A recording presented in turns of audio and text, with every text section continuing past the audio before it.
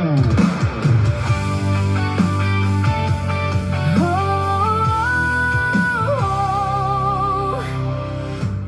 kwento siya tungkol sa isang bituin, lumaking may pagmamahal kahit hirap ang daan.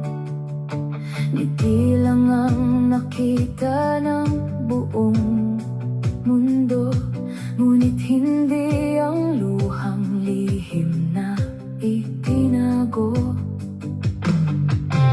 Lalong lumakas ang bawat palakpakan, ngunit may pusong nag-iisa sa gitna ng liwanag. Hindi kayang punan ng kasikatan ng kaluluwa. Pag-ibig lamang ang tunay na nagpapalaya. Bawat mukha'y may lihim na laban, bawat puso'y maaaring masaktan. Bago humusga sa kwento ng iba, piliin ang habag at pag-unawa. Higit sila sa mga pangalang nasa balita, higit pa sa mga bituing kumikislap. Sila'y mga pusong may pangarap at sugat, na higit pa sa ating nalalaman.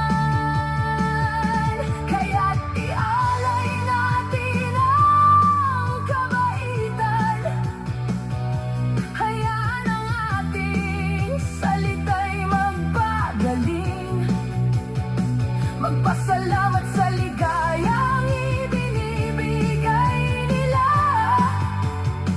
at ibalik natin sa kanila ang pagmamahal.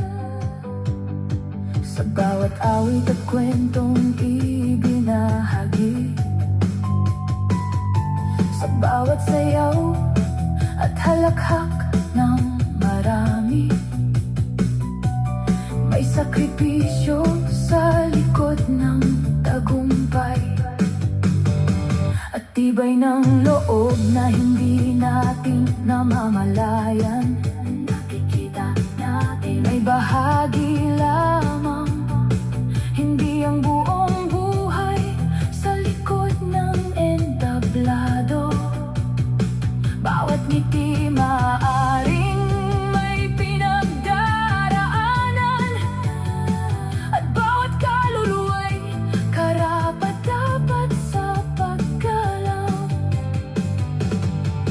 Huwag na nating hintayin ang bukas bago parangalan ng nagbibigay liwanag. Ang pusong mapagpasalamat ay may kapangyarihan na baguhin ang buhay sa pamamagitan ng kabutihan.